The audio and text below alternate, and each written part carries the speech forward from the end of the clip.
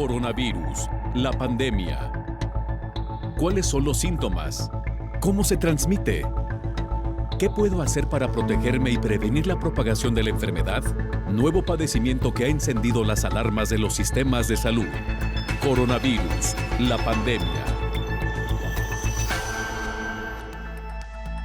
¿Qué tal? ¿Cómo le va? Bienvenido a un programa más de Coronavirus, la pandemia. Estamos transmitiendo desde la sede de Canal 44 para México y América Latina, gracias a la señal de las televisoras públicas que se suman a esta transmisión. Les recordamos que Coronavirus, la pandemia es una producción especial de la Universidad de Guadalajara y que se transmite también a través de Radio Universidad de Guadalajara. Le invitamos para que se ponga en contacto con nosotros a través de nuestras cuentas en Twitter y Facebook, @Canal 44 TV, y a través de WhatsApp en el 33 22 42 06 90.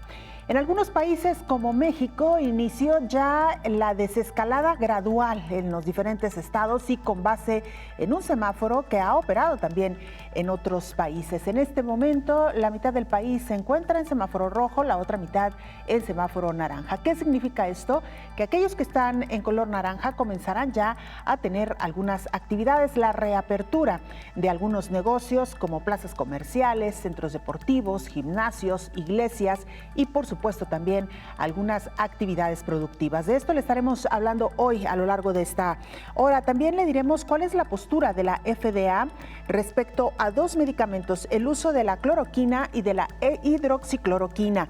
¿Qué medidas se deben de tomar también una vez que la mayoría de la población poco a poco regresa a los centros de trabajo? Y nos referimos en varios países de América Latina. Hoy le estaremos hablando también de este tema.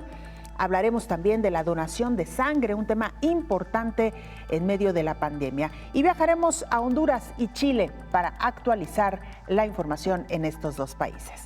Iniciamos nuestro tema central. Organismos internacionales delinean los protocolos para realizar cada una de las actividades laborales, económicas, sociales y recreativas con el fin de disminuir riesgos en esto que se le conoce como la nueva normalidad.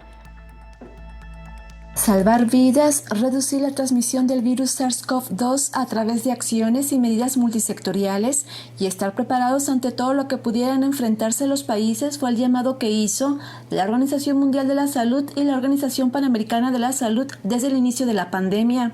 A varios meses del impacto socioeconómico que ha dejado la COVID-19, comenzó la reapertura de varias actividades en donde el factor económico ha sido el de mayor peso para cada país, a fin de retornar al llamado día cero o día normal. Sin embargo, en ese transitar de la salud a la economía, la población debe estar preparada sobre las medidas que debe de implementar, no solo en el trabajo, sino en cada sector social, cultural, recreativo, turístico, deportivo, bancos, comunidad y en el hogar. El riesgo de una actividad depende de varios factores. El nivel de afectación no puede ser predecible, sin embargo, el reto al día N es prevenir de nueva cuenta brotes y ascenso de casos en cada región de los países. La recomendación de los organismos internacionales ha sido evitar abrir espacios públicos en plena epidemia o ascenso. En cambio, una vez que muestren un descenso, abrir paulatinamente con protocolos específicos. Los Centros para el Control y la Prevención de Enfermedades han establecido una serie de protocolos para cada sector a fin de estar preparado y mantenerse seguro en lo individual, familiar y hacia los demás. Aunque los organismos internacionales advierten que no hay una forma de garantizar un riesgo cero de infección, es importante entender los riesgos potenciales y cómo adoptar diferentes tipos de medidas de prevención para protegerse y ayudar a reducir la propagación de COVID-19. Informó Isaura López Villalobos.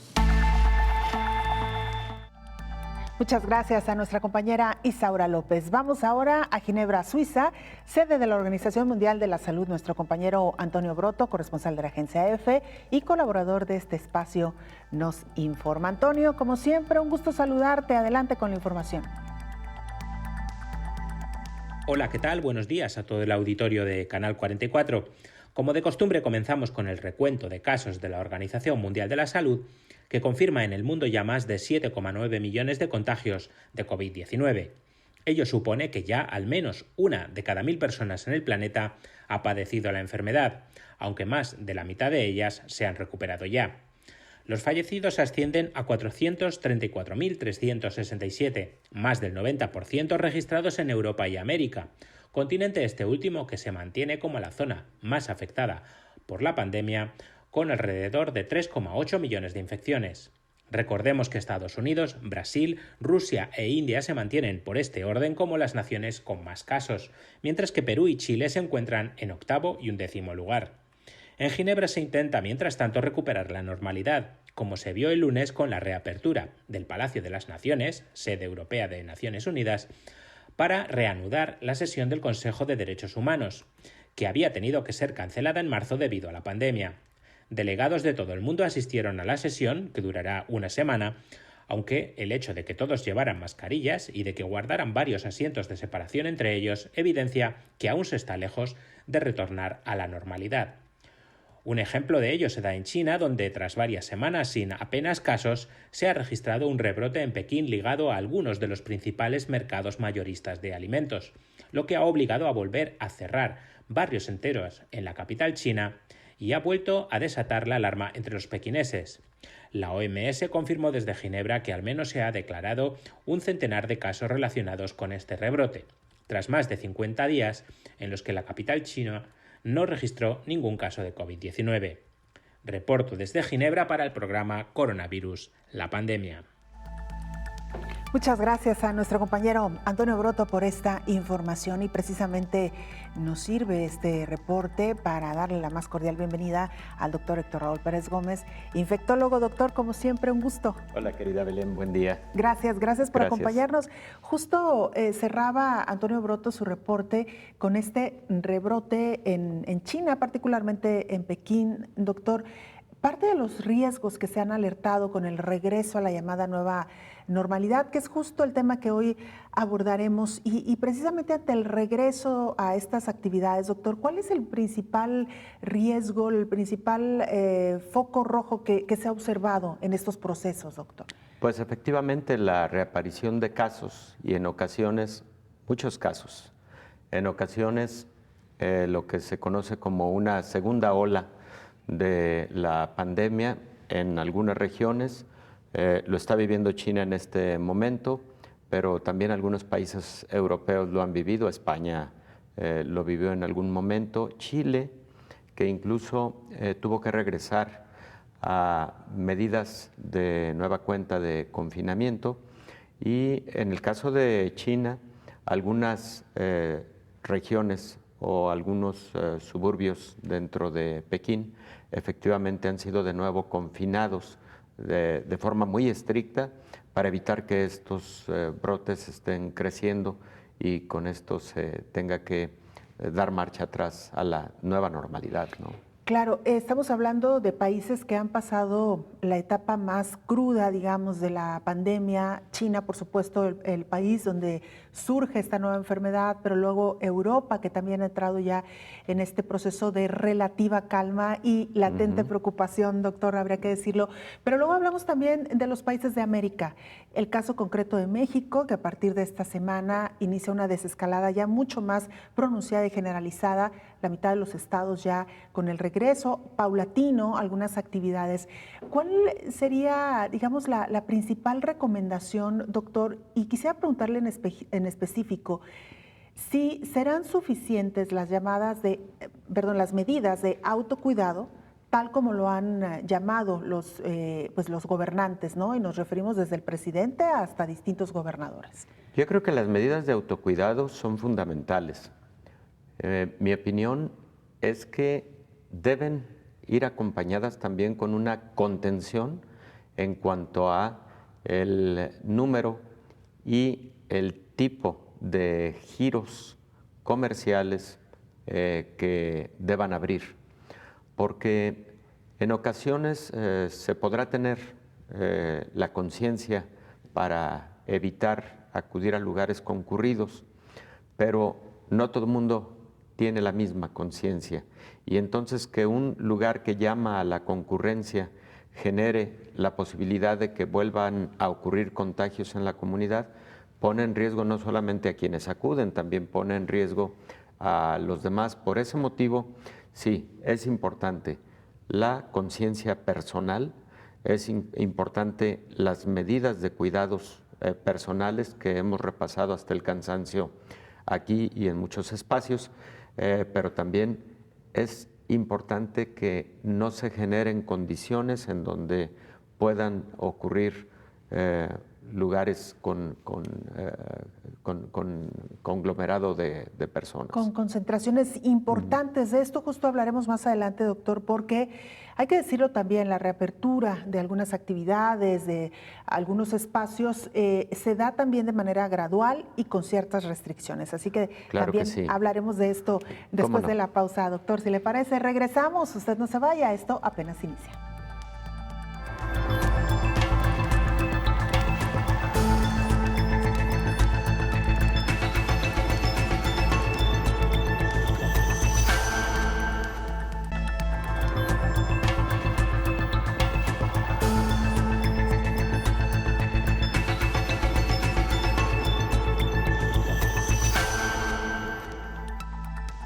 Estamos de regreso en este programa especial Coronavirus, la pandemia, y para los países que estén en una fase ascendente de contagios de COVID-19, la principal recomendación es el trabajo remoto, de acuerdo con el Banco Interamericano de Desarrollo.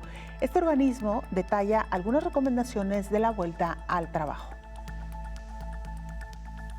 El transporte público representa un alto riesgo para la propagación del virus entre trabajadores y usuarios, como lo demostró un estudio del papel preponderante que tuvo en el contagio en Nueva York, señala el Banco Interamericano de Desarrollo. Una forma de evitar la congestión en los sistemas de transporte consiste en mantener una oferta generosa de estos. En cuanto a la demanda, se debe desalentar los picos altos del uso del transporte, trabajando con los generadores de viajes para que operen con un horario flexible y mejoren la oferta disponible en horarios de menor uso. Las acciones sugeridas para el teletrabajo contemplan lo siguiente: definir las personas y funciones que pueden o deben trabajar de manera remota, crear incentivos y métricas de trabajo por producto para actividades desde casa, promover reuniones a distancia con el uso de tecnología, garantizar la coordinación de actividades y tareas, facilitar la gestión de archivos. En los supermercados se recomienda desinfectar y limpiar los carritos, picaportes y superficies que tocan empleados y clientes, limpieza de pisos y mostradores, además de no operar secciones de autoservicio de comida. En el trabajo de oficina se aconseja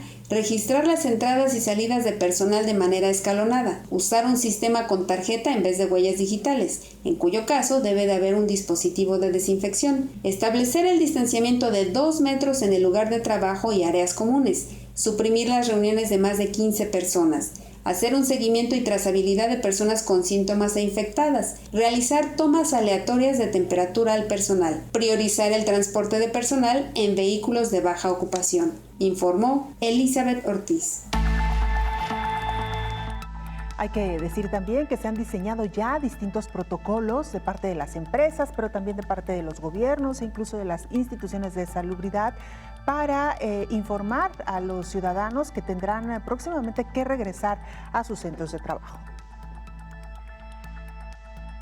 Miles de negocios, mercados, plazas comerciales, hoteles y hasta las playas abren sus puertas paulatinamente a partir de esta semana en el país.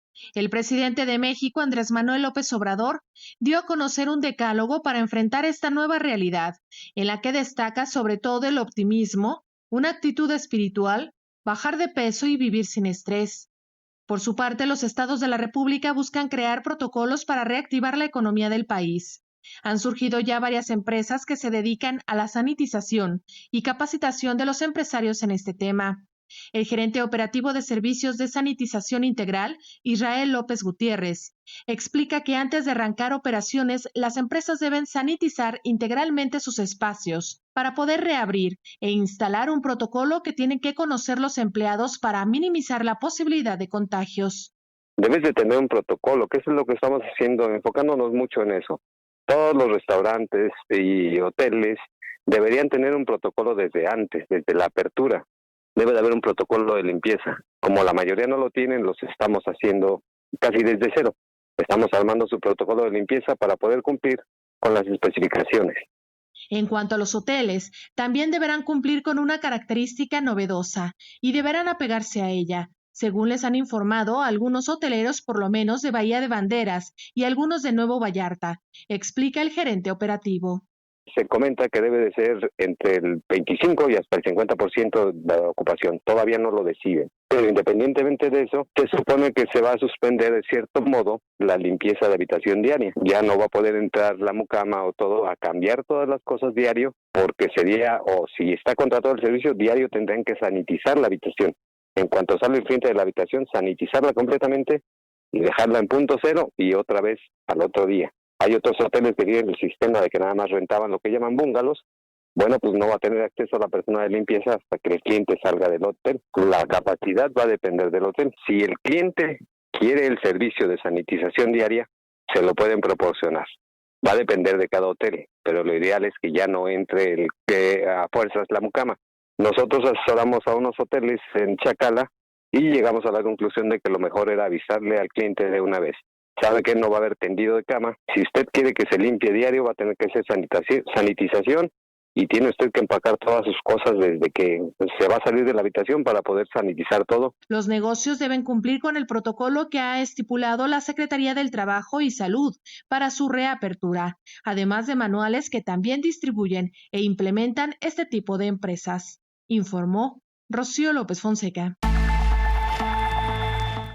Bueno, pues ahí tiene usted esta información, sin duda alguna interesante. Tome nota porque seguramente usted se encuentra ya dentro del grupo de personas que tendrá que regresar próximamente a los centros de trabajo, si no es que ya lo hizo. Importante todas estas recomendaciones y por supuesto atenderlas de parte de los empleadores, de parte de quienes administran los centros laborales, pero también de parte de los trabajadores. Volvemos al tema, doctor Héctor Raúl Pérez Gómez, infectólogo, el autocuidado, ¿qué tan importante será en esta etapa? Pero también es verdad, doctor, que todavía sigue siendo importante el papel de las autoridades.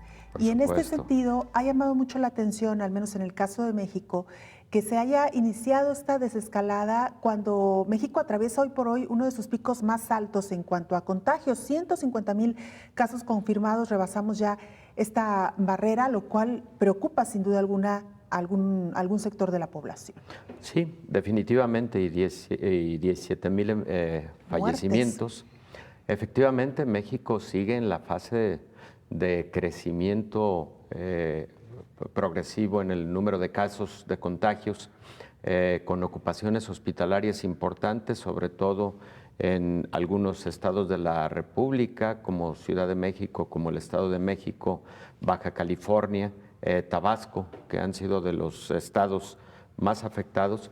Y efectivamente, haber iniciado la desescalada, entendiendo que la apertura económica pues ha sido un asunto fundamental también ante una pandemia que de origen sanitario también ha generado graves problemas económicos y sociales, pero la mayor parte de países han iniciado la desescalada cuando también la curva va al descenso, cuando ya están controlados el número de contagios y particularmente se está teniendo menos fallecimientos, menos ocupación hospitalaria, que son los principales indicadores de que está habiendo control de una epidemia, en este caso de una pandemia. Entonces, efectivamente, llama mucho la atención la desescalada en un momento en el que sigue siendo crítica la situación en la República Mexicana. Y por otro lado, comentábamos de las medidas de cuidado personal, que deben tener ante todo origen en función de la propia conciencia, del autocuidado y del cuidado para los demás. Pero las autoridades no deben, bajo ninguna circunstancia, soltar ni un poco del control y de la disciplina en la vigilancia del cumplimiento de protocolos. Escuchábamos en varios de los reportajes la implementación de esos protocolos que incluso, hago aquí un breve paréntesis, los Centros para Control de Enfermedades de Atlanta en Estados Unidos, el día 12 de junio, y ojo con esta publicación muy interesante. Publican protocolos prácticamente para todos los escenarios posibles, al menos los más cotidianos. ¿Qué hacer si hay que ir al banco? ¿Qué hacer incluso si hay que ir al gimnasio? ¿Qué hacer? Pero delineado con punto y coma, como decimos coloquialmente. Es muy importante que ese tipo de protocolos, con ese lujo de detalle, sean implementados, publicados y vigilados. Ahora que estamos en la reactivación económica en sus diferentes momentos, ¿no? Porque de otra manera se puede relajar de igual forma la disciplina y alguien puede llegar a un espacio público guardando todas las medidas de protección personal, sí, pero si en ese espacio público, le hace un restaurante, no tienes pleno cuidado de que todos los meseros están utilizando el cubrebocas, cubriendo adecuadamente nariz y boca, evitando estar llevando sus manos a la vía respiratoria, etcétera, bueno, ahí tenemos ya un riesgo. Por eso tiene que ser muy homogéneo el cuidado, la aplicación del protocolo y la vigilancia del protocolo, porque la vigilancia del protocolo le corresponde a las autoridades sanitarias y la sanción por el incumplimiento del protocolo en un establecimiento le corresponde a las autoridades sanitarias. Eso dejémoslo muy claro. Sí, cada persona tiene una alta responsabilidad en esto, sí, pero también los protocolos en los establecimientos se deben cumplir a cabalidad y debe haber vigilancia permanente. Claro, y la importancia, doctor, de llamar a la conciencia de los empleadores, de los gerentes, directivos, responsables, para tener una adecuada capacitación de su personal, sobre todo de aquellos, como bien lo decía usted, que están en atención y servicio al público, porque eso es muy importante. Se pensaría que por esta reducción en los espacios y en la cantidad de personas que pueden ingresar es menos la posibilidad. No, pero si los contamos a lo largo del día, es un ir y venir de personas que sin duda alguna aumentan el riesgo. Así que bueno, doctor, con esto, por supuesto, y mucho más, vamos a regresar después de la pausa. Hacemos una pausa, le recordamos las formas de hacer contacto, @Canal 44 TV en Twitter y Facebook, y también nos pueden mandar mensajes en WhatsApp en el 33 22 42 06 90. Una pausa, volvemos.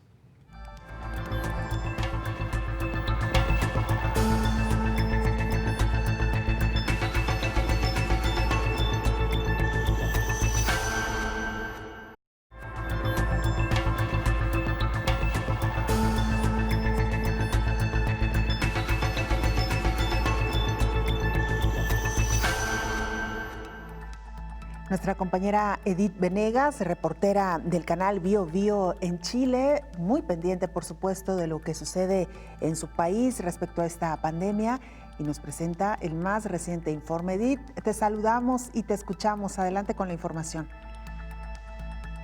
¿Cómo están? Los saluda Edith Venegas desde Chile para informarles y contarles los últimos avances, las últimas noticias del COVID-19 en nuestro país. El fin de semana que recién pasó fue clave para las nuevas medidas implementadas por el gobierno del presidente Sebastián Piñera. Se superó, de hecho, se pasó la barrera de las 3.000 personas fallecidas, lamentablemente, en nuestro país, lo que agravó la situación y la tensión en distintos sectores políticos y también entre la población y el ex ministro de Salud, Jaime Mañalich, quien renunció finalmente a su cargo, asumiendo el doctor Enrique París, una persona relacionada al colegio médico acá en nuestro país más que a la política. Sin embargo, una persona que ha colaborado con el gobierno del presidente Sebastián Piñera, que va a seguir la misma línea. Sin embargo, ya a partir del día de hoy ha manifestado algunos cambios, sobre todo en la transparencia de la información y en el orden también con el cual se van a entregar los datos en nuestro país. Es quizá la polémica más grande que habíamos tenido desde que comenzó la pandemia a nivel político. También durante la jornada de hoy se extendió por 90 días más el estado de catástrofe en Chile, que ya había cumplido los 3 meses establecidos por el gobierno. El regreso a clases es uno de los temas que se le consultó al nuevo ministro. Aún está pendiente, no se va a adelantar ninguna materia con respecto a este tema, que va a ser una conversación entre el Ministerio de Salud, el gobierno y también el Ministerio de Educación. Así que por el momento permanecen las clases a distancia, lo mismo en las distintas universidades e institutos de nuestro país. Continúa la preocupación en la región metropolitana, en Santiago de Chile, donde se concentran la mayor cantidad de casos, alcanzándose a diario incluso los más de 2.000 casos de personas contagiadas. De hecho, se ha llegado incluso a tener cerca de 6.000 personas contagiadas por día. Hay preocupación, por supuesto, en todo el país, pero de manera muy especial las autoridades están pendientes de lo que pasa en la región metropolitana, donde permanece una cuarentena prácticamente total. Desde Chile les informa Edith Venegas. Muchas gracias a nuestra compañera Edith Venegas y por supuesto aprovechamos para enviar un saludo a todos nuestros hermanos en Chile que nos siguen precisamente a través de esta televisora Bio Bio de Chile, el canal 9, televisora pública. Y mire, hemos hablado también aquí en diferentes momentos, en diferentes ocasiones sobre los medicamentos que hoy están disponibles para tratar a pacientes con COVID-19. Mencionar que todavía no se encuentra un fármaco específico para tratar estas enfermedades, pero sí que se ha encontrado que algunos de los que ya existen en el mercado ayudan en el tratamiento para enfermos con COVID-19. La FDA en Estados Unidos ya no avala el uso de emergencia de la cloroquina e hidroxicloroquina. Escuchemos el siguiente reporte. La Administración de Drogas y Alimentos de Estados Unidos, FDA, revocó la autorización del uso de emergencia para administrar cloroquina e hidroxicloroquina para tratar a pacientes hospitalizados con COVID-19. La agencia estadounidense determinó que los criterios legales para permitir la autorización del uso de emergencia de estos medicamentos contra el coronavirus ya no se cumplen. La FDA expuso que la cloroquina e hidroxicloroquina probablemente no son efectivos en el tratamiento. Sin mencionar específicamente el estudio, la FDA señaló que análisis recientes de un gran ensayo clínico aleatorio en pacientes hospitalizados indican que una población similar a la que recibió los medicamentos demostraron que la hidroxicloroquina no mostró ningún beneficio en la mortalidad o en acelerar la recuperación. Datos nuevos señalan que la dosificación sugerida para la cloroquina e hidroxicloroquina es poco probable que maten o inhiban al virus que causa la COVID-19.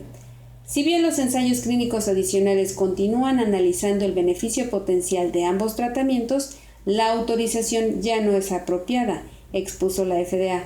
Actualmente, la Organización Mundial de la Salud incluye ambos medicamentos en el ensayo clínico Solidaridad. Son tratamientos recomendados por los presidentes de Estados Unidos, Donald Trump, Jair Bolsonaro de Brasil y Nayib Bukele de El Salvador, informó Elizabeth Ortiz.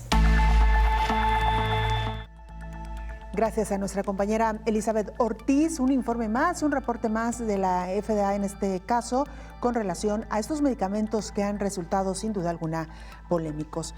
Regresamos a la charla con el doctor Héctor Raúl Pérez Gómez, infectólogo. Doctor, hablamos ya de las medidas que tenemos que tomar en esta desescalada y en el regreso a la llamada nueva normalidad.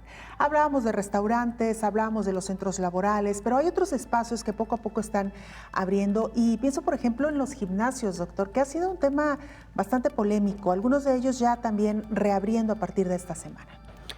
Bueno, efectivamente, con un porcentaje de reducción respecto del cupo, 25% en algunos estados de la República Mexicana, como el caso del estado de Jalisco, y esto con el propósito pues, de evitar la cercanía a menos de 1.5 metros entre persona y persona, por lo menos. Porque además hay que recordar que en el gimnasio frecuentemente se está con una respiración más acelerada por razones obvias. En el gimnasio también frecuentemente ocurre que se expectore fisiológicamente, por razón también propia del ejercicio. Por razón propia del ejercicio se puede tener un acceso de tos sin estar enfermo, pero todos esos momentos pueden representar un riesgo adicional. Por eso ha sido tan polémico lo relativo a los gimnasios. En las guías de los Centros para Control de Enfermedades, publicadas el 12 de junio, por ejemplo, se habla de que en el gimnasio será fundamental el uso de cubrebocas. Sí será fundamental la reducción al máximo posible del número de personas presentes en el área de gimnasio y de la sanitización continua, pero además inmediata después de la utilización de alguno de los equipos, de alguno de los aparatos. La sugerencia también es el uso de guantes. Otra de las sugerencias es evidentemente un filtro sanitario al ingreso, en donde se tome temperatura y en donde a través de algunas preguntas se identifique el mínimo síntoma que evite el acceso a la instalación. En los gimnasios pueden ocurrir también diversos momentos que ante una persona asintomática pueden representar un riesgo de transmisión. Las superficies, cada vez se encuentra evidencia de menos riesgo de transmisión a través de las superficies, pero lo sigue habiendo.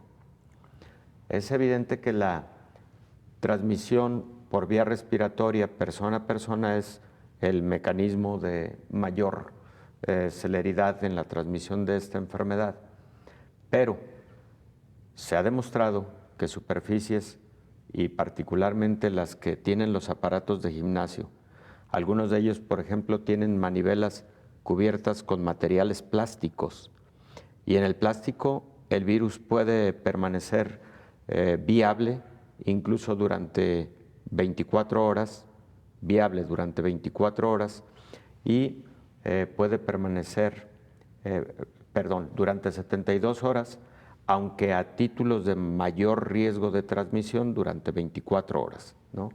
Entonces, todo eso se tiene que considerar para sanitizar adecuadamente y debe haber alguien que vigile el cumplimiento de ese tipo de protocolos, porque de otra manera se puede convertir en un serio foco de infección un gimnasio.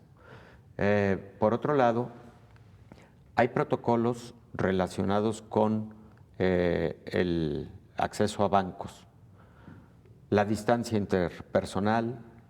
Los protocolos establecen que en la medida de lo posible se realicen las transacciones por vía remota, por vía de plataformas, pero que en aquellas circunstancias en donde obligadamente se tenga que acudir a una sucursal, bueno, siempre portando cubrebocas, siempre con el lavado de manos o el uso de gel de alcohol, existan también filtros sanitarios para el ingreso, tapetes sanitizantes para los pies y finalmente que exista en todo momento entre el usuario y quien atiende alguna barrera de protección.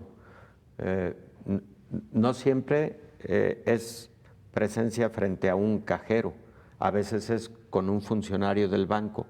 Bueno, también se ha sugerido que en esas circunstancias materiales de acrílico separen entre el usuario y el funcionario que va a brindar la atención. Todas esas medidas van contribuyendo a un mayor grado de seguridad.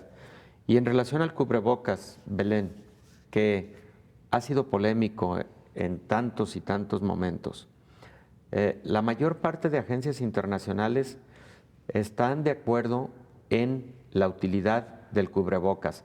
En otros momentos no lo estaban por falta de algunas evidencias. El uso de cubrebocas Recordarás, al origen, en el inicio de la pandemia, se hablaba de que fuera solamente utilizado por el enfermo, sobre todo con síntomas respiratorios, para evitar transmitir a los demás. Esto ha venido cambiando. ¿Por qué motivo? Algunos estudios demuestran que cuando se utiliza de manera generalizada, se reducen los riesgos en un porcentaje bajo, no mayor al 10%, que en algunos casos ha sido estadísticamente significativo y en algunos otros ha sido estadísticamente marginal. Bueno, sí, pero ante una crisis, ante una pandemia, el beneficio, aunque sea marginal, hay que aceptarlo. Claro. Sobre todo tratándose de un insumo tan barato, un insumo que además es fácil de manejar, que no es difícil de adquirir, ya lo hemos visto, porque además es válido la fabricación casera de cubrebocas, nada más con ciertos lineamientos que también ya hemos platicado en este espacio. Y finalmente, hay que recordar que las personas asintomáticas infectadas con SARS-CoV-2 también transmiten la enfermedad y eso está plenamente demostrado. Bueno, el uso de cubrebocas bajo ese escenario también protege al resto de la sociedad o al resto de la comunidad. Entonces, no hay lugar a dudas. En una pandemia como esta, el uso de cubrebocas ha demostrado resultados positivos, aun cuando no sean en el porcentaje que quisiéramos, pero resultados positivos.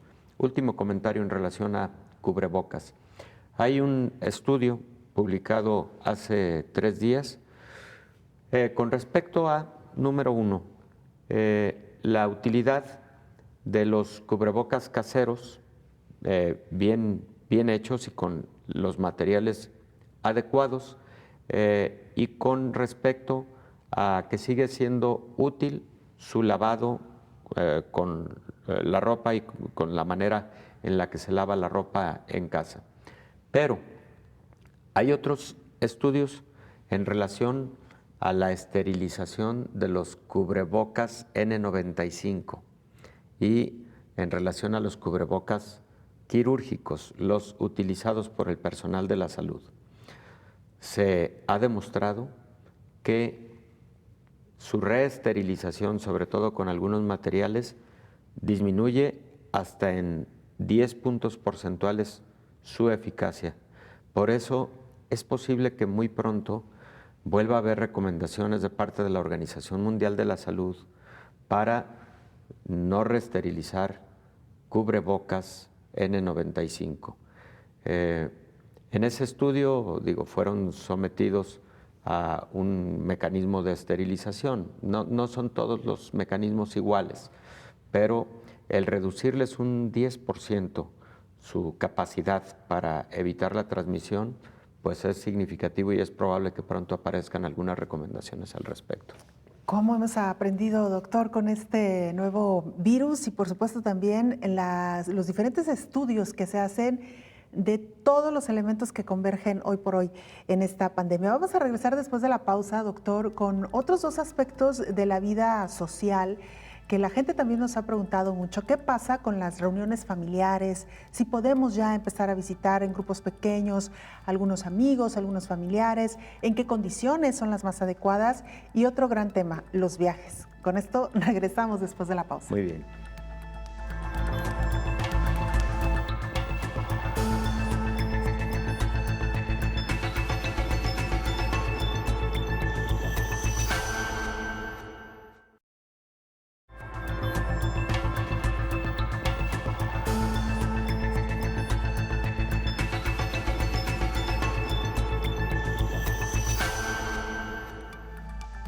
En Honduras, nuestra compañera Naomi Mesa nos informa sobre la situación que hoy por hoy atraviesa este país de cara a la pandemia COVID-19. Naomi es periodista de STV Telebásica de Honduras. Adelante, Naomi, te escuchamos.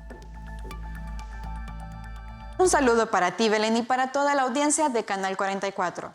En Honduras, desde el primer caso de COVID-19 hasta la fecha, hemos sobrepasado los 8.800 casos positivos, con una lamentable pérdida de más de 300 personas. Pero nos alegra poder informar que el total de recuperados es de más de 967 hondureños.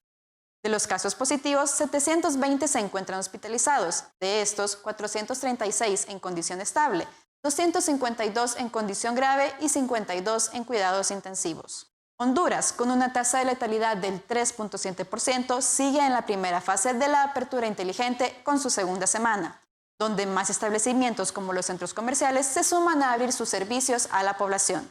Sin embargo, la alerta roja extendida en todo el país y el toque de queda sigue en vigencia hasta el 28 de junio, con los permisos de salida por terminación de un dígito de identidad por día, por lo que las empresas deberán acatar estas órdenes para poder atender a la población que necesite de sus servicios, tomando en cuenta todas las medidas de seguridad sanitarias establecidas para el control de la propagación del virus.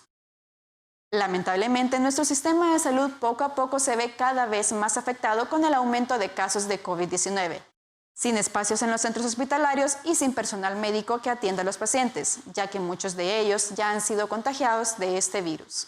Debido a la falta de insumos de protección y espacios adecuados para el tratamiento de los pacientes, los médicos se ven en la necesidad de hacer un alto a sus labores para demandar el abastecimiento necesario para poder combatir esta pandemia en nuestro país.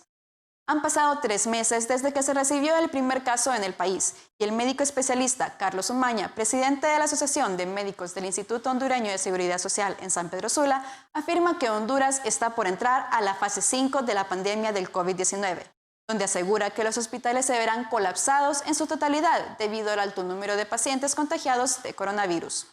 Por otra parte, el doctor Marco Moncada, presidente del Colegio de Microbiólogos y Químicos Clínicos de Honduras, confirmó que hay una mora de más de 3.500 pruebas de COVID-19, de las cuales se desconoce el resultado. Además, aseguró que estos pacientes deberán volver a tomar la prueba para obtener resultados certeros. Afirmó que esto es a consecuencia de 2 factores. La demora se produjo debido a que, además de analizar muestras de posibles nuevos enfermos, verifican si otros ya vencieron el padecimiento o deben seguir bajo tratamiento. Y la segunda razón es que el equipo que se está utilizando es por los momentos prestados. Debido a esto, es el atraso en la entrega de los resultados a las pruebas. Queremos recalcar y recordar a la población que no olvide los protocolos de salud que debemos seguir para evitar el contagio del COVID-19 y que, como sabemos, lo ideal es quedarse en casa. Para Coronavirus, la pandemia, informó Naomi Mesa de STV Telebásica. Muchas gracias, Naomi, por este reporte. Hemos hablado también de las donaciones de sangre en medio de esta pandemia, sin duda algunas necesarias, porque de alguna manera se han encontrado algunos beneficios para tratar a pacientes con COVID-19. De esto habló la directora de la Organización Panamericana de la Salud, Carissa Etienne. En el marco del Día Mundial del Donante de Sangre, la Organización Panamericana de la Salud hace un llamado a las naciones para que busquen estrategias para motivar a los donadores altruistas de sangre. La directora de la organización, Carissa Etienne, señala que gracias a la donación altruista se pueden atender las emergencias. Los donantes de sangre hacen posible la transfusión de más de 10 millones de unidades de sangre cada año en América Latina y el Caribe. Esto es vital para proteger la salud y la vida de los pacientes que necesitan trasplantes, las personas que padecen cáncer, las mujeres que sufren hemorragia posparto y las personas heridas en actos de violencia o accidentes de tránsito. Durante la actual pandemia de COVID-19, nos enfrentamos a una posible escasez de suministros de sangre, por lo que la donación es más importante que nunca. Sin embargo, a pesar de la donación de 10 millones de unidades, es insuficiente. Sigue siendo muy baja para las necesidades de la región. Con la aparición de la pandemia del coronavirus, se complicó aún más esta práctica que algunas personas ya tenían como un hábito, informó Rocío López Fonseca. Bueno, pues ahí tiene usted este reporte. Gracias a nuestras compañeras por estas piezas informativas. Regresamos a la charla, ya casi, doctor, para terminar este programa, nos quedan todavía algunos minutos. El infectólogo Héctor Raúl Pérez Gómez, hablábamos de 2 actividades sociales que mucha gente está muy interesada, doctor. ¿Cuándo volveremos a ver a nuestros seres queridos en medio de esta desescalada? ¿Cuál es la manera más segura de verlos? Y bueno, el tema de los viajes, que si gusta eso lo vemos después, pero primero la interacción social, ¿cuál podría ser, digamos, las medidas más efectivas, doctor? Bueno, la comunicación entre familias es fundamental. Lo primero que se tiene que explorar y además hablar con la mayor honestidad es cuánto se ha cuidado cada núcleo familiar de no salir, de protegerse al salir o de haber salido exclusivamente a situaciones necesarias. Ante esa buena comunicación y honesta comunicación, entonces se puede considerar el que pueda haber alguna reunión familiar, preferentemente no mayor a 15 personas, preferentemente en espacios abiertos y preferentemente en espacios cuya dimensión asegure al menos una distancia de, se ha dicho 6 pies, es 1.8 metros aproximadamente. Si son 2 metros, mejor, dicen los Centros para Control de Enfermedades y la Organización Mundial de la Salud. Portando cubrebocas, lavando las manos frecuentemente durante la convivencia, durante la reunión.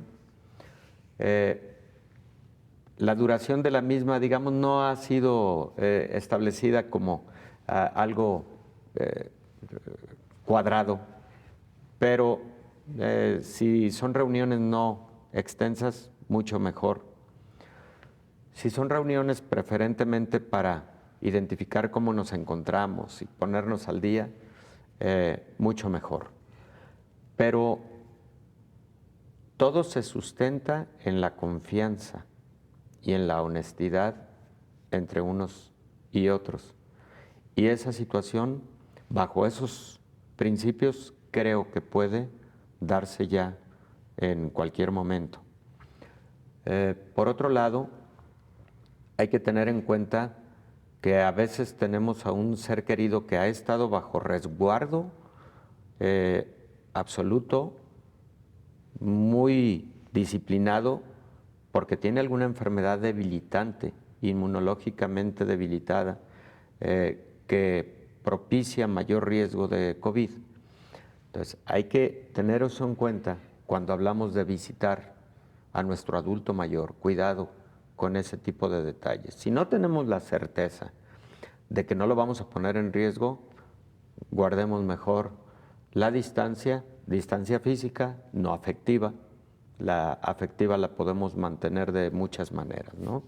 Pero creo que esos serían los aspectos fundamentales en la toma de una decisión de una reunión familiar. Por supuesto, el uso de cubrebocas, doctor, Sí. en estas reuniones, la constante sanitización de las manos, de los espacios de preferencia, ¿no? Donde se va a convivir. Y sí, bien, como bien lo decía, importante que se cuiden algunos detalles. Si es una reunión al aire libre, mucho mejor, porque en esa medida puede circular el aire, no se concentra pues estas cargas virales que tanto nos han hablado ustedes los médicos, ¿no, doctor? Así es.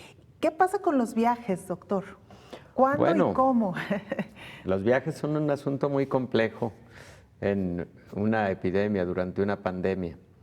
Pues lo primero que se tiene que identificar es si al sitio a donde voy a viajar existe ya algún buen grado de seguridad en cuanto al escenario que está viviendo dicho lugar, dicho destino. Hay veces que ni siquiera requiere de tanto análisis porque dicho destino está cerrado, claro, así de fácil. Y muchos países tomaron ese tipo de decisiones de cerrar viajes en una y otra dirección. Creo que fueron muy buenas medidas, dicho sea de paso, pero cuando ya hablamos de destinos que han tenido la apertura porque ha bajado la frecuencia de transmisión de la enfermedad y hay control de la pandemia, bueno, se tienen que tomar en cuenta varias cosas. Preferentemente no viajes de placer. El viaje debe tener como propósito algo estrictamente necesario. Esa es la recomendación por ahora. Tercero, preferentemente hay que repasar y hay que pedirle tanto a la compañía aérea la información de los protocolos que están utilizando para la reducción de los riesgos y también esto mismo visualizarlo para el hotel en el que una persona se va a hospedar. La mayor parte de hoteles han cerrado áreas comunes como piscinas, etcétera, en donde puede haber mayor riesgo de transmisión y llevan a cabo los protocolos relativos al cuidado en los restaurantes del hotel.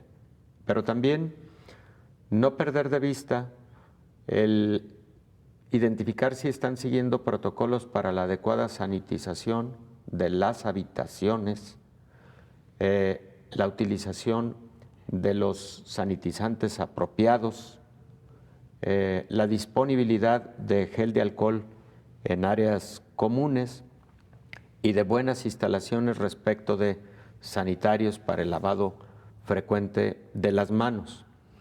También lo que comentábamos con relación a que quien atiende al público tenga una barrera de protección. Eso protege a ambos. Y finalmente, la recomendación que hacen los Centros para Control de Enfermedades es que todo lo que puedas hacer en línea y lo tengas resuelto en línea previo al viaje, para con esto evitar el mayor contacto posible con el propio personal de la línea aérea, del hotel, etcétera, realízalo en línea con la debida oportunidad. Esas son en general las recomendaciones, pero todavía sigue siendo prioritario el que el viaje sea por motivos estrictamente necesarios.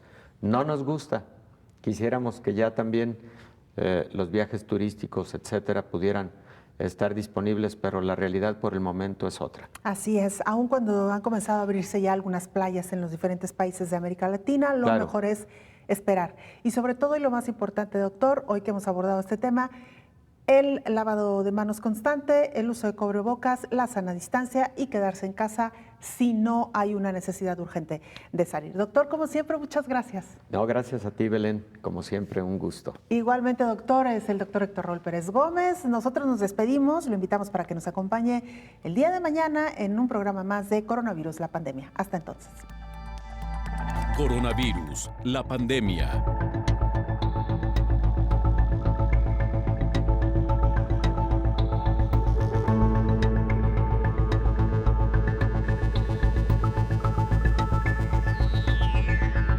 Coronavirus, la pandemia.